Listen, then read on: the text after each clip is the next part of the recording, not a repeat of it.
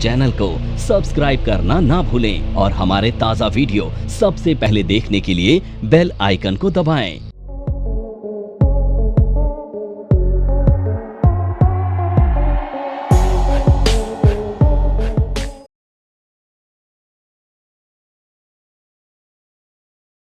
Market में काम करने के दो तरीके होते हैं। मार्केट में जब भी आप व्यू बनाते हैं तो दो ही तरीके का व्यू होता है। पहले व्यू को आप कहते हैं बुलिश व्यू और दूसरा व्यू बेरिश। अब इन दो ही व्यू के साथ मार्केट में काम किया जाता है, ऐसा ही होता है। अब जब भी आपका बुलिश व्यू होता है आप क्या करते हो, आप बाय करते हो। आप बाय करते हो इक्विटी को भी और आप बाय करते हो फ्यूचर को भी। इन दोनों को इस तरह से काम किया जाता है बुलिश व्यू के साथ। बेरिश व्यू के साथ कैसे काम किया जाता है, आप इक्विटी को भी सेल करते हो और आप फ्यूचर को भी सेल करते हो। ऐसे ही होता है, राइट और रॉन्ग, ऐसे ही होता है ना। पर यहां पर ना ऑप्शंस में आप ऐसे काम नहीं करते हो। ऑप्शन एक ऐसा कॉन्ट्रैक्ट होता है जहां पर अपने नियम अपने कानून होते हैं, आप उनको फॉलो करते हो और यहां पर काम करते हो। तो सबसे पहले ऑप्शन क्या है उसे समझ लेते हैं। तो जैसा कि आप जानते हैं ऑप्शन से एक डेरिवेटिव कॉन्ट्रैक्ट होता है, ये सबको बताया था मैंने, आज इसे एक्सप्लेन कर रहे हैं हम, ठीक है। तो ऑप्शंस एक डेरिवेटिव कॉन्ट्रैक्ट होता है जिसमें दो लोग इन्वॉल्व होते हैं सभी कॉन्ट्रैक्ट की तरह। अब ये दो लोग कौन होते हैं, बायर और सेलर। देखो दुनिया का कोई भी कॉन्ट्रैक्ट तभी एग्जीक्यूट होगा जब एक बायर होगा दूसरा सेलर होगा। अगर सिर्फ सेलर हो तो कॉन्ट्रैक्ट एग्जीक्यूट होगा क्या, नहीं, और बायर हो तो नहीं होगा। यानी एक सेलर की जरूरत है, एक बायर की जरूरत है। तो अब यहां पर ये जो ऑप्शन का कॉन्ट्रैक्ट है, ऑप्शन एक ऐसा कॉन्ट्रैक्ट है जहां पर दो लोग इन्वॉल्व हैं, एक बायर और एक सेलर। तो अब अगर बायर कोई भी ऑप्शन का कॉन्ट्रैक्ट खरीदता है तो उसको मिल जाता है राइट, और जो सेलर है जब सेल करता है ऑप्शन के इस कॉन्ट्रैक्ट को तो उसके पास आ जाती है ऑब्लिगेशन। अब राइट और ऑब्लिगेशन से हमारा मतलब क्या है, इसे एक एग्जांपल से समझते हैं। अब ऐसा समझ लीजिए कि ऑप्शंस आप दो चीजों पर अप्लाई करते हैं। सबसे पहला तो स्टॉक्स पर और दूसरा इंडेक्स पर, ऐसे ही होता है। अब हम ये मान लेते हैं कि आपने इंडेक्स ऑप्शन खरीदा, एक एग्जांपल से समझ लेते हैं। आपने निफ्टी का एक कॉल ऑप्शन खरीदा। अब यहां पर ये दो लोगों के बीच में ट्रेड हुआ, एक है बायर और दूसरा है सेलर, ऐसा ही है। अब ये समझ लीजिए कि जब बायर ने बाय किया और सेलर ने सेल किया, तो यहां पर जब बायर ने इसे बाय किया तो उसके पास राइट आ गया इस कॉन्ट्रैक्ट को सेल करने का, ठीक है। और उस सेल करने के बाद जो भी लॉस या प्रॉफिट होगा उसे देने की जिम्मेदारी आ गई सेलर की। अब इसे ना मैं रियल एस्टेट पे समझाता हूं ताकि आप समझ पाओ बहुत अच्छे से। मान लीजिए एक फ्लैट है, अब उस फ्लैट को एक बायर खरीदता है और एक सेलर बेचता है, ठीक है। तो बायर जब खरीदता है तो उसे बेचा किसने, सेलर ने बेचा। अब जब सेलर ने बायर को फ्लैट बेच दिया तो ये जो राइट है, अब दोबारा सेलिंग का राइट किसके पास आ गया, बायर के पास। अब बायर इसे 1 लाख रुपए का बेचे या 1 करोड़ का बेचे, पहला तो तय ये करेगा। अब ये समझिए कि सेलर ने इसे बेचा 1 लाख रुपए का ये फ्लैट और इसकी कीमत हो गई 5 लाख रुपए, ठीक है। तो घाटा किसका हुआ, सेलर का, और फायदा किसका हुआ।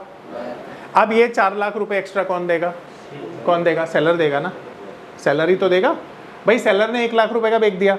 सेलर ने क्यों बेचा, सेलर को ऐसा लगता था कि ये 50,000 में बिकेगा, आने वाले दिनों में गिरेगा। अगर प्राइस बढ़ता तो सेलर बेचता क्या, नहीं बेचता। सेलर ने क्यों बेचा, क्योंकि उसको लग रहा था 1 लाख की चीज़ 50,000 की रह जाएगी, पर हो गया उल्टा, ये 1 लाख की चीज़ हो गई 6 लाख की या 5 लाख की। तो ये जो बीच का प्रॉफिट हुआ ये कौन देगा, यानी ये ऑब्लिगेशन किसके पास है, सेलर के पास। तो इसी तरह से जब भी कोई बायर ऑप्शंस को बाय करता है तो उसके पास राइट ट्रांसफर होता है और इस राइट को फुलफिल करने की जो ऑब्लिगेशन है ये होती है सेलर की। आ रही है मेरी बात समझ में। तो ऑप्शन का कॉन्ट्रैक्ट किस तरह से डिजाइन किया जाता है, यहां पर कोई समस्या है, पक्का आगे चल सकते हैं। अब ये जो ऑप्शन है ना ये दो तरीके का होता है। पहला ऑप्शन जिसे हम कहते हैं अमेरिकन ऑप्शन। आप लोगों ने म्यूचुअल फंड्स खरीदे तो आप म्यूचुअल फंड को फाइनली कभी भी बेच दे तो फाइनल सेटलमेंट उसका कब होगा, ये आपके हिसाब से आप तय करेंगे। आज म्यूचुअल फंड आपने बेच दिया तो आपके लिए तो आज ही सेटल हो गया ना वो। तो म्यूचुअल फंड अमेरिकन ऑप्शन होता है, यानी अमेरिकन ऑप्शंस वो ऑप्शंस होते हैं जो आपके हिसाब से कभी भी फाइनल सेटलमेंट के लिए अवेलेबल होते हैं। जैसे म्यूचुअल फंड, जबकि दूसरे ऑप्शन को हम कहते हैं यूरोपियन ऑप्शंस। अब ये यूरोपियन ऑप्शंस वो होते हैं जो स्टैंडर्ड सेटल होते हैं एक्सपायरी वाइज। निफ्टी की एक्सपायरी कब की है? निफ्टी फ्यूचर्स एक्सपायर होगा last Thursday of every month, तो ये स्टैंडर्ड है। अब आपके घर में शादी आ जाए, आपका बर्थडे आ जाए उस दिन, तो आप बोलोगे एक्सचेंज से कि भाई आज तो मेरा बर्थडे है, मैं बिजी हूँ, मेरे लिए कल एक्सपायरी कर दो, एक दिन पहले या एक दिन बाद। तो एक्सचेंज क्या आपके लिए करेगा? ये सब नहीं करेगा। तो इसका मतलब क्या है? स्टैंडर्ड एक्सपायरी जिसकी होती है वो यूरोपियन ऑप्शंस होते हैं। अब हमारे इंडिया में हम क्या फॉलो करते हैं? यूरोपियन ऑप्शंस, ठीक है। तो अब ये जो ऑप्शन है ना, हम लोग यूरोपियन ऑप्शंस फॉलो करते हैं, जहां पर दो तरह के कॉन्ट्रैक्ट होते हैं, एक कॉल ऑप्शन और दूसरा पुट ऑप्शन। अब ये जो कॉल ऑप्शन है इसकी शॉर्ट फॉर्म होती है CE, कॉल यूरोपियन, और पुट की शॉर्ट फॉर्म होती है PE, पुट यूरोपियन। आ रही है मेरी बात समझ में? आगे चलें।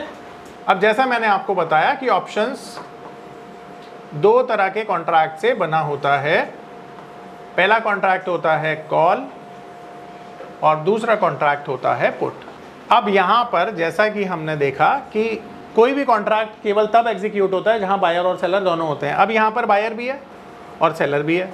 अब देखो, अगर आप ना कॉल को बाय करते हो तो आपका व्यू होता है बुलिश, तो बायर का व्यू क्या हो जाएगा? तो अगर कोई भी इंसान, कोई भी ट्रेडर या इन्वेस्टर कॉल को बाय करता है तो उसका व्यू होता है बुलिश, यानी जब मार्केट ऊपर जाती है तो हम कॉल बाय करते हैं। अब सामने से सेलर नहीं होगा तो बाय कैसे करोगे? सेलर का होना भी जरूरी है, पर अगर ये सेलर सेल करेगा तब जब इसे लगेगा कि मार्केट जाएगी नीचे। तो अगर कॉन्ट्रैक्ट सेल करता है सेलर तो उसका व्यू क्या है? बेरिश। तो कोई भी सेलर कब सेल करता है? जब उसको लगता है मार्केट नीचे जाएगी। तो अगर आप कॉल के बायर हैं तो आप बुलिश होंगे, अगर आप कॉल के सेलर हैं तो बेरिश होंगे। ठीक, इसी तरह से अगर हम पुट की बात करें तो यहाँ पर अगर आप पुट के बायर हैं तो आपका व्यू होगा बेयरिश, यानी जब मार्केट नीचे जाती है तो आप पुट को बाय करते हैं, और जब आप पुट को सेल करते हैं तो आपका व्यू होता है बुलिश।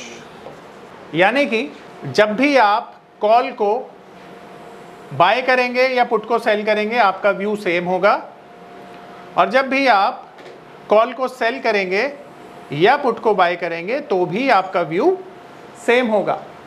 अब यहाँ पर दो तरह के लोग हैं, एक है ऑप्शन बायर और दूसरा है ऑप्शन सेलर। अब यहाँ पक्की बात है, आप लोगों के दिमाग में एक सवाल ज़रूर आ रहा होगा कि जब हम कॉल को बाय करते हैं तो हमारा व्यू बुलिश होता है, तो हम कॉल को बाय क्यों करें, हम पुट को सेल क्यों ना कर दें, राइट? ये भी सवाल आ रहा होगा कि जब हम कॉल को सेल करते हैं तो हम बेरिश होते हैं, तो हम कॉल को सेल क्यों करें, हम पुट को बाय ना कर लें। ये सवाल पक्की बात है आप सबके दिमाग में आया होगा। अब इसका जवाब क्या है? देखो, मैंने यहां पर दो चीजें लिखी हैं। एक, ऑप्शंस को दो तरह के लोग ट्रेड करते हैं, पहला ऑप्शन बायर और दूसरा ऑप्शन सेलर। अब यहां पर आपको सोचना यह है कि ये जो बायर है क्या ये बाय चॉइस है या इसकी मजबूरी है बाय करना? ये जो सेलर है क्या इसकी चॉइस है या ये जानबूझकर सेल कर रहा है? अब ये समझना बहुत इंपॉर्टेंट है, तभी हमें इस बात का जवाब मिलेगा। तो इस बात का जवाब मैं आपको एक लाइव एग्जांपल से देता हूँ। यहाँ पर सबसे छोटे आप हो, आप भी बहुत छोटे हो, आपकी एज क्या है? 19 ईयर्स। ईमानदारी से बताना और कोई शर्म मत करना इस बात में। तुम्हारे बैंक में कितना पैसा है? 10,000। वेरी ऑनेस्ट, तुम्हारे बैंक में कितना पैसा है? बैंक ही नहीं है। 18 से नीचे हो। मोदी जी ने तो खुलवा रखे हैं बच्चों के भी अकाउंट। अरे खुलवा लो, अकाउंट तो खुल ही जाएगा तुम्हारा, ठीक है। चलो, आज अगर तुम्हारा अकाउंट होता तो तुम्हारे बैंक में कितना पैसा होता? वेरी ऑनेस्ट, बिल्कुल सही बात है, और इसमें शर्माओ मत, ठीक है। अब समझो, मैं आप दोनों को बोलता हूं कि आप 1 लाख रुपए से ऑप्शन सेल कर दो, तो आपके पास ऑप्शन कहाँ है? आपके पास तो 10,000 रुपये ही है। अब 10,000 रुपये से तो केवल आप बाय कर सकते हो, ऑप्शन को सेल नहीं कर सकते हो। मेरी बात समझ में आ रही है? तो जब हम ऑप्शन को बाय करते हैं तो प्रीमियम पे करते हैं, हम प्रीमियम पे करते हैं, और प्रीमियम 100 रुपीज से शुरू हो जाता है। पर जब हम सेलिंग करते हैं ना तो हमको मार्जिन पे करना पड़ता है, और ये जो मार्जिन है ना, ये निफ्टी का भी 80,000 होता है, मिनिमम 80,000। तो आप समझ पा रहे हो, ये ऑप्शन सेलिंग चॉइस नहीं है। मतलब ऑप्शन सेलिंग किसके लिए चॉइस नहीं है? उनके लिए जिनके पास पैसा नहीं है। मेरा नाम है अतुल। मैं एक नामी होटल में मैनेजर के तौर पर जॉब करता था। मार्च 2020 में लॉकडाउन के दौरान मेरी जॉब चली गई। उसके बाद मुझे घर चलाने और बच्चों के भविष्य की चिंता होने लगी। फिर मैंने शेयर मार्केट के फील्ड में ऑनलाइन कुछ करने का प्लान किया, लेकिन मुझे शेयर मार्केट का ABCD भी नहीं आता था। फिर मैं एक ऐसे प्लेटफॉर्म को खोजने लगा जो मुझे घर बैठे सही और सरल भाषा में शेयर मार्केट में ट्रेडिंग करना सिखा सके। तभी मुझे मिला NIFM का online education platform www.onlinenifm.com। NIFM के ऑनलाइन एजुकेशन प्लेटफॉर्म पर बहुत से ऐसे कोर्स थे जिनसे मैं अपने स्टॉक मार्केट में इन्वेस्टमेंट और ट्रेडिंग के सपनों को पूरा कर सकता था, जैसे कि stock market trading beginners course, NIFM certified smart investor course, advance level smart investor course, technical analysis course, fundamental analysis course, options trading strategies, research analyst certificate course, diploma in financial market course और ना जाने ऐसे बहुत से course उपलब्ध हैं।